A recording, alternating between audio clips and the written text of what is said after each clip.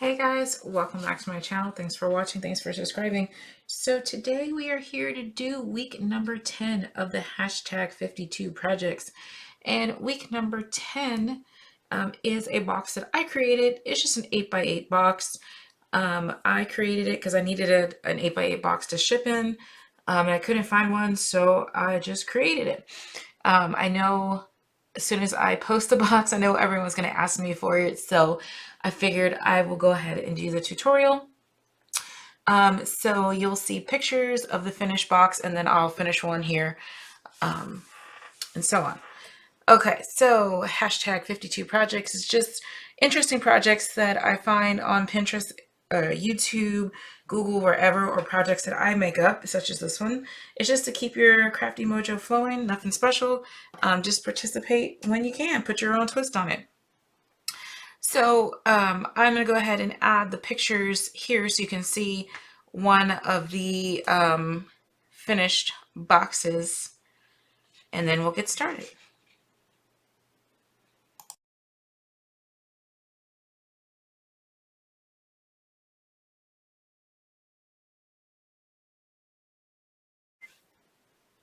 Okay, so go ahead and write down what I have here. If you're a visual learner, some people need to write it down, or you can just work along with me. So what you're going to need is some chipboard pieces. Now I used actually two pieces of 12 by 12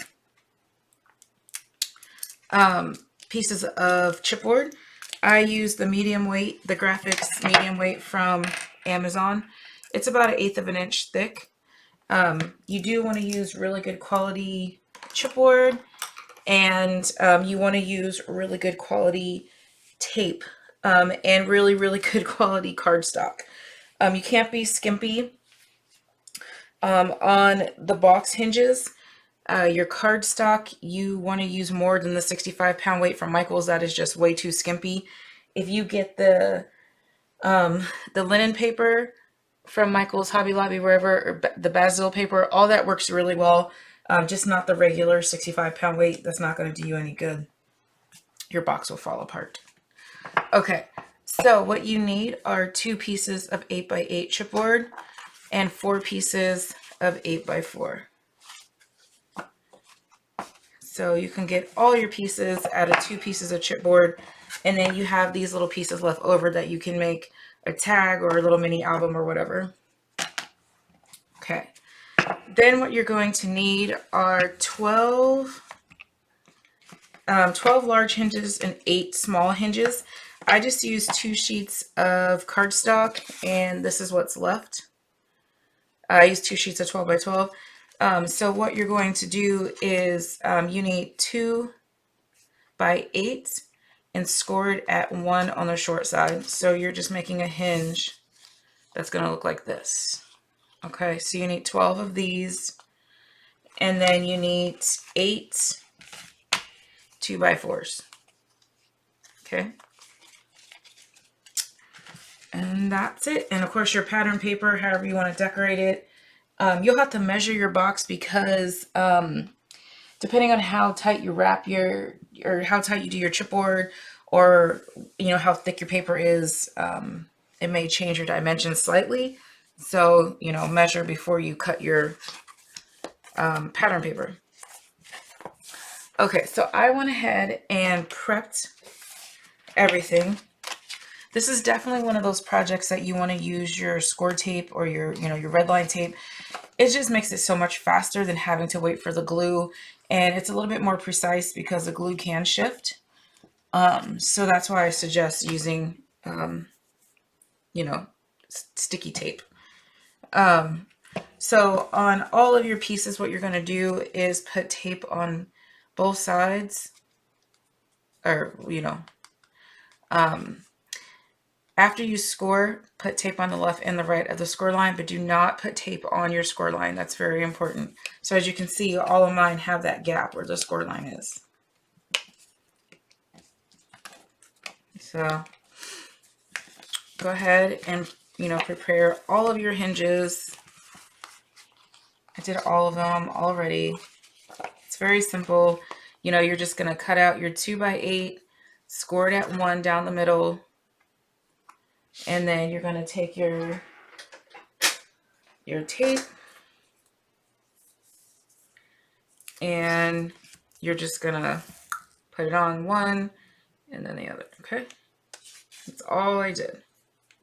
So you guys can pause the video and prep all of your hinges. It'll just go so much faster than if you try to, do one at a time. Okay, so you can take one of the 8x8 pieces of chipboard and just put it off to the side. We're not going to use that right now. So all we're going to do is we're just hinging our sides to the box like so. That's essentially what it's going to do, and then it will flip up.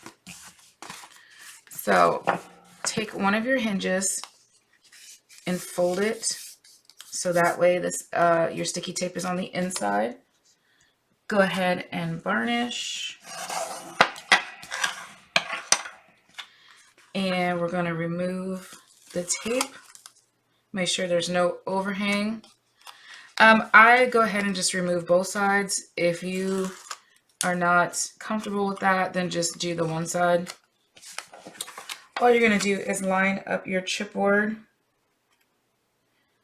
going up to the score line, but not over it. This is why I said some people like to wait with the score tape. Okay. All right. And then you're just going to take your side and you're going to butt it right up to your chipboard. Not on top of it, just right up against it. See that? It's not on top. And you're just going to pull your flap up. And we're going to varnish it like so. Okay. So you want to make sure that your book can bend. That's why you don't want to lay it down and try to measure that 1/8 of an inch. No, just hold it up. It'll do itself. If you have any overhang, go ahead and cut that off. We don't need it. Okay. And you're just going to do all 4 of them the same way. And we're going to do all of those here. Now, I did not crease or varnish all of my strips beforehand because half of the strips you're going to need one way and half of the strips you're going to need the other way. So you'll see what I mean in just a moment. So just kind of do it as you go. Or after the first one, you'll know what I mean, and then you can, fold them accordingly.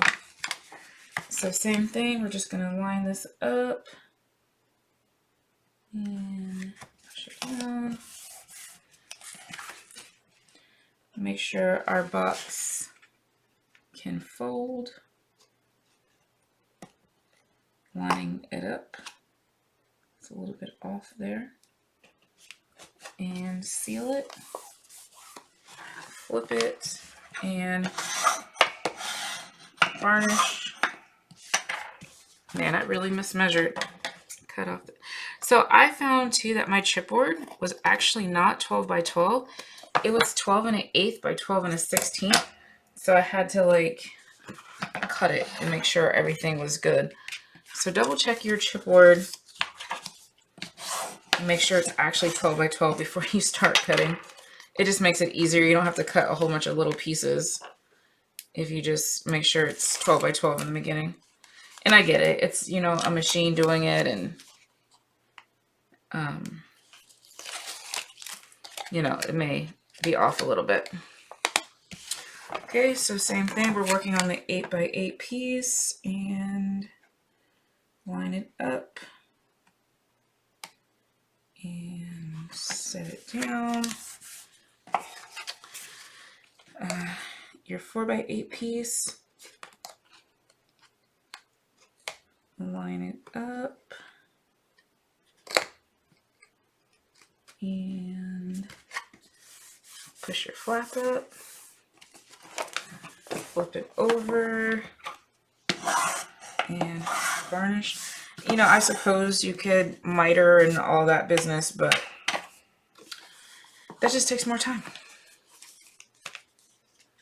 But if that's what you want to do, you can do it. I'm not. I think it looks just fine. All right. Got a lot of overhang on this one. Okay.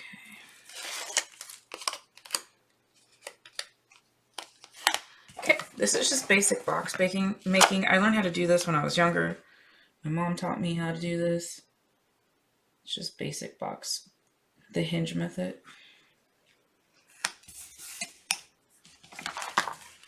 Okay, line it up.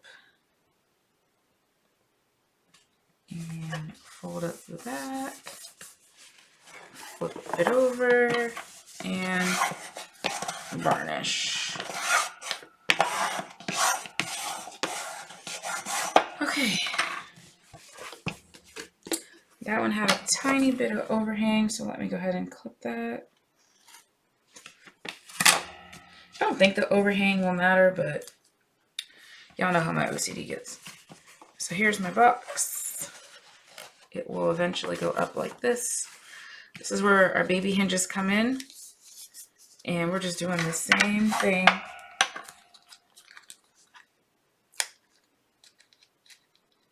I think the most time-consuming part is the prepping. It took me about a good 30 minutes just to prep everything. All right, so we're gonna make sure the same thing, our boxes are touching each other, but they're not on top of each other, if that makes sense. So what I like to do is just start with one piece and do the same thing. Just butt it up to this piece, lift the box up, making sure one's not over the other one, and put that hinge. Okay, that's just how I do it. I'm sure there's other ways, but that's what's the easiest way for me. It's quick, it's beautiful. Your hinges can be any color you have if you want it to match your paper. I just like I have a lot of black left over, so that's why I chose black. In the paper collection I'm going to use for this box, black will look really good with it. So you see there, I just stuck it on one side. I'm going to fold it up, butt it up to each other, and press. Make sure we're varnishing that. I'll come back and varnish. Same thing.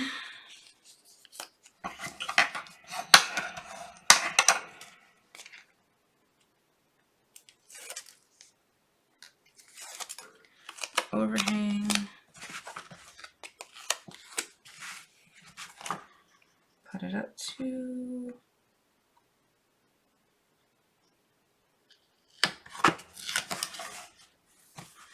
And if you get comfortable enough, you can just prep all your pieces. This is what I normally do, but I just want to show you guys that way first. But normally what I do is I just prep all the pieces and then put it in there.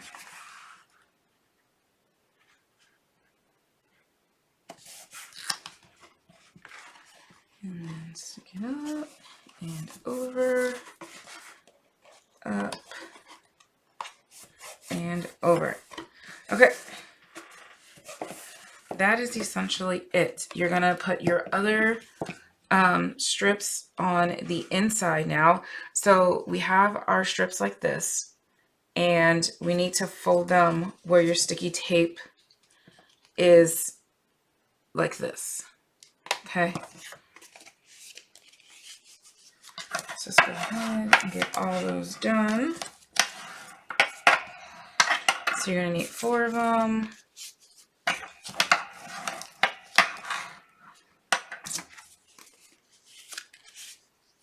We're just reinforcing these hinges. This step may be overkill. I don't know, but this is just how I've always done it. This is where you need to make sure.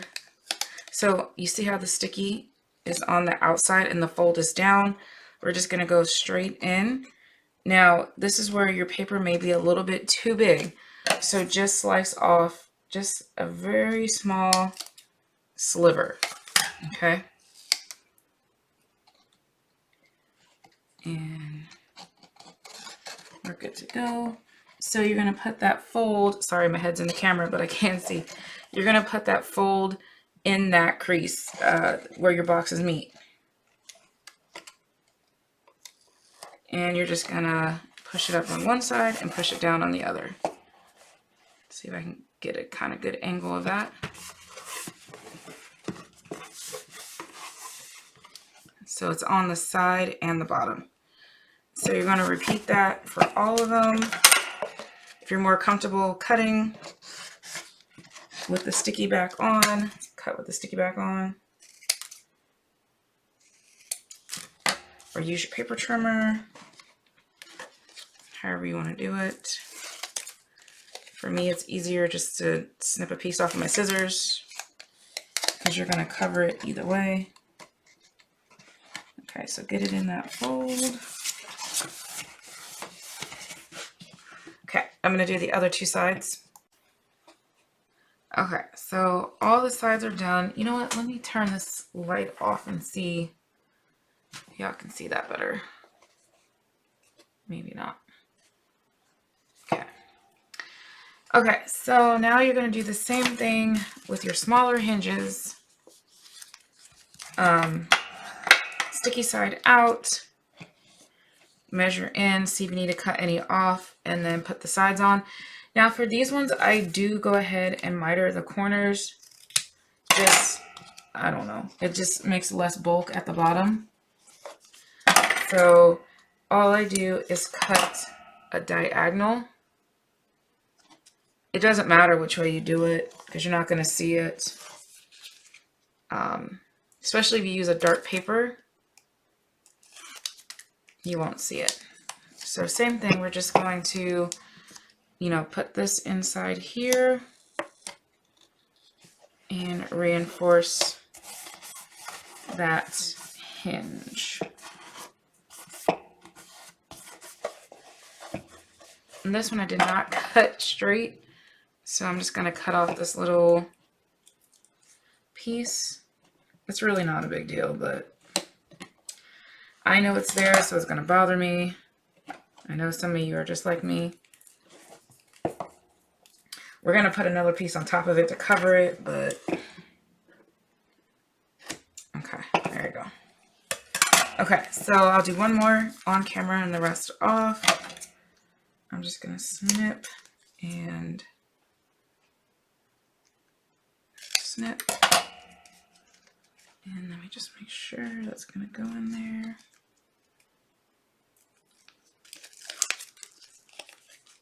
Doesn't even have to go all the way up to the top because we're going to put another strip on in just a second.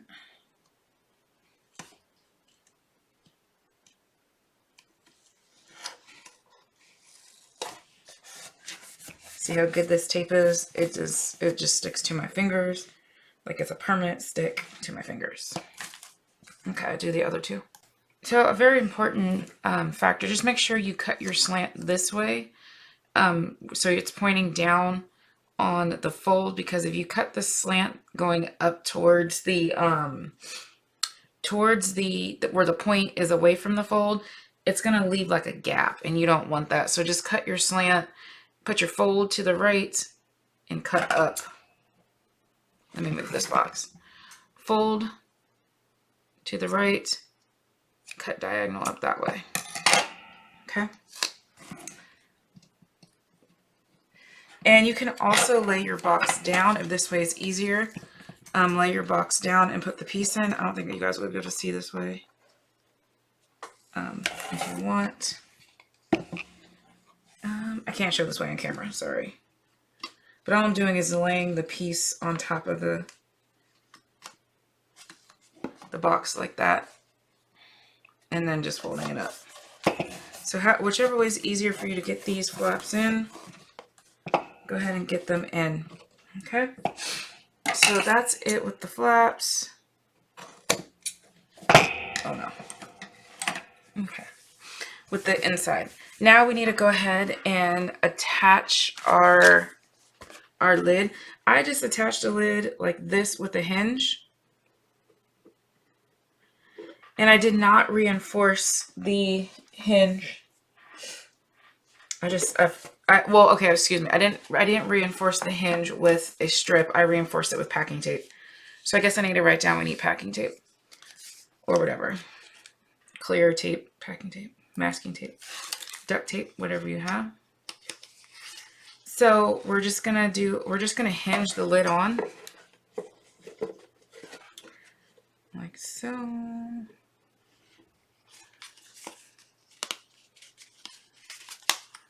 So you need the sticky inside. And I'm going to get rid of all this overhang. I'm going to take the lid and just put this piece on.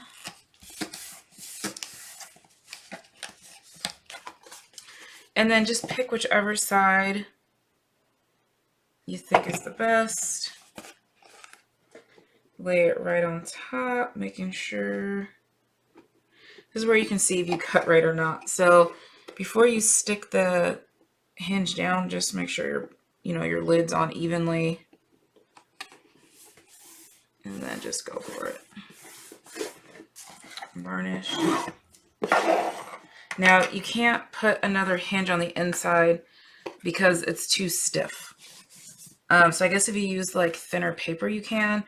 I just chose to use clear packing tape to kind of reinforce this part here. So if you have colored duct tape or, matching tape to your paper collection, then go ahead and use that instead of clear packing tape. But before you put that clear packing tape on, we need to go ahead and take a marker and cover up that edge. I don't have black chipboard, so I just use a Sharpie or whatever black marker I can find and just color over it.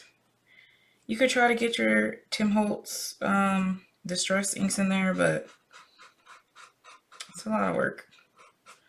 A Sharpie works just fine. This marker works just fine. You just need to cover up that edge. If you're using colored packing tape, you don't have to do this step. And don't worry if you color a little bit on there, we're going to cover that up anyway. So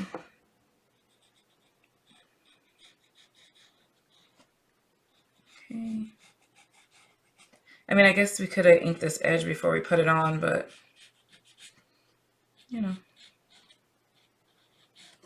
I work as I go. Okay, just making sure I got all that covered. Looks good. Now I'm going to take a piece of clear packing tape and just kind of measure, cut. And we're just going to basically do the same thing. We're just going to make sure it fits in here. And we're just going to make another hinge, basically. Like I said, the paper hinge is just too stiff for my liking. But, I mean, if you can figure it out, then go ahead. Okay, so I'm just putting that clear packing tape. You really want to varnish that in. You hear that? It wasn't all the way adhered. And then just kind of get it in the middle here. Now I'm pushing very, very hard because it's packing tape. It should not tear. So, I mean, put some muscle into it and get that packing tape in that middle crease, because that's what you're protecting. Is so that way when your person's opening and closing your box 8,000 times, it don't fall apart. So let's just go ahead and get that fully varnished.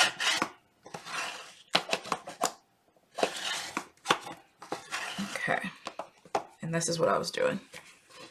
Getting it in there. I think it's good. Okay. So your box is pretty much done. The other hinges that I did, they are just to cover the edges and to give me that 1-inch border, just like I have out here. So all I did was remove the backing and either way you can do it. Just kind of stand it here.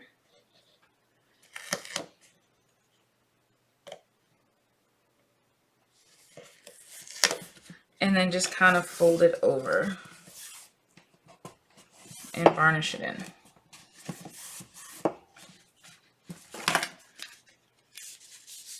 And then on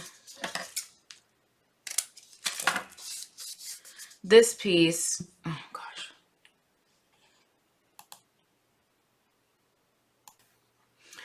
On this piece, I just cut a 1-inch strip and a 1-inch strip to cover that up because I wanted to have that border on there, which I forgot to mention on the beginning part, but it's okay.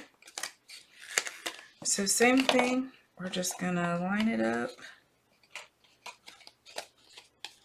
If you need to cut it, cut it. If not, then you're good. You don't have to do this step if you don't want to. You can, you know, color those edges with the marker. But when you put your pattern paper on,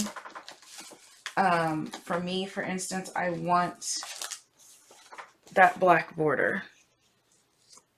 So see how that works out? And then you have that black border.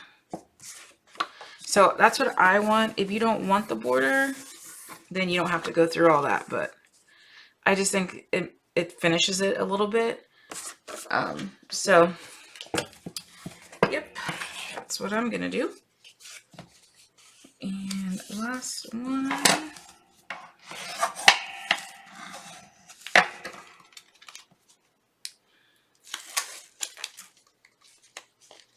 Okay, so it actually looks like I miscounted and I need more. Excuse me. Let me cut this one down a little bit.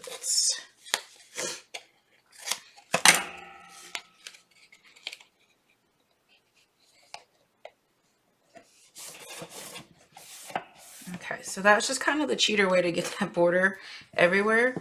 Now, if you want to go ahead and get that border on your top as well, then you're going to need 3 more strips. So sorry, I forgot about these strips. So actually it's kind of good because I can just show you how I do my strips. I cut the paper down to 8. I score it at 1 and I cut it at 2. And this should already be a 2-inch piece. So all I have to do is score it. Okay, I'm gonna prep my other ones. Okay, so let's go ahead and change our book right now. So you're gonna need 16 of the strips. So you're probably gonna need 3 sheets of cardstock, 2.5. Okay, I like to correct my book as I go along because I'm gonna forget, and then, you know, in the next one I'll have to do whatever. Okay, book corrected. But same thing, I'm just going to put the strips on each side of the lid. That's if you want this border. If not, you don't have to do these extra strips. Okay, so that's just the look I want. Okay, so I'm just working along my lid here, and I decided that I want the mitered look on the top, so that way it looks like a picture frame. So in order to do that, I need to do this piece first because the side pieces are mitered. And so all I did was take one of my hinges and cut it in half. And I'm just going to go ahead and add that after I get rid of all the overhang. All I'm doing is just moving the tape so that way it's not, you won't feel any sticky after the pieces down. I'm just going to adhere this to the end of the chipboard. And then I will do my sides here. Now your sides, you are going to have to, you know, manipulate it because it's not going to want to come around. But as you can see, it's not that difficult. So now I just have my last piece right here. And I'm never really sure which way to cut the mitering, and so I kind of just cheat a little bit. And I'm a visual person, so I have to see before I miter it. So that one has to go that way. And then this one, I'm just gonna go up. I mean, that may sound silly, but that's just the way I have to do it. Or else mine will be all cut all backwards, and then I'll be really upset. But if I just take that extra second, I mean, nobody's gonna know that I do it. Well, except for now, y'all know, but. Okay, so there's that piece. And then again, I need to see when I lay it down. I'm gonna miter it this way and then miter it that way. And just peel it down. I'm sure you can wrap this chipboard first, but the reason why I don't wrap it first is because then you gotta recover it with the hinge, you know, once you put the hinge on and all that. So I just do it this way, and that way you're not using, you know, extra paper. So now I have this gorgeous border, and I only used, you know, 2 inches of paper as opposed to, you know, a 9 by 9 sheet wrapping it and all that. That's just too much. So my last piece here, I'm just going to go ahead and same thing that I did with the top piece. This is a 1 inch. The other half of my hinge that I put right here, I'm just going to go ahead and lay this inside. I need to cut just a smidge bit more off. So black is very forgiving. If you use any color other than black, it may not be as forgiving. So just keep that in mind. All right, so I'm just gonna, sorry, you guys aren't gonna be able to see this because I have to hold it like this to line it up like that. So I can't see. And I don't want to mess up this box. So now on the packing tape, you have to use sticky tape. You have to use like score tape, or in my case, I use this Basic with a Z tape, because glue is not going to fully adhere to the packing tape. So, you know. All right, and if you still see some brown, get your marker out and color that up. This is a stainless steel Sharpie that David bought me back when we first got married, and I'm literally just now opening it. I hoarded it for that many years. I hope it still works. It does. I'm going to color this. Okay, so your box is done. Now you can choose how you want to close it. My other box, it fit nicely and it just closed nicely. It just laid on top. You can add like a piece of ribbon.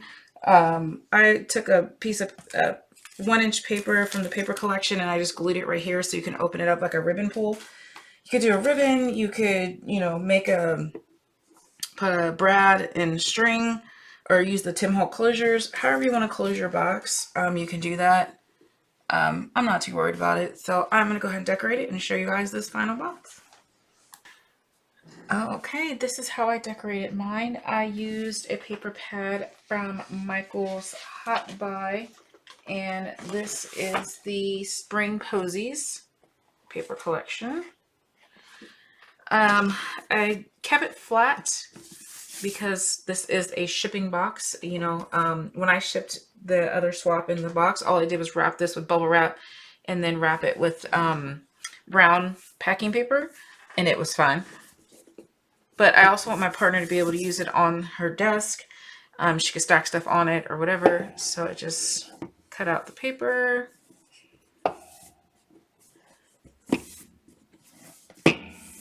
And then it's still wet, so you'll see glue lines. Here's the inside. And I use the rose gold foil paper inside. And I use pink and the ombre pink to purple.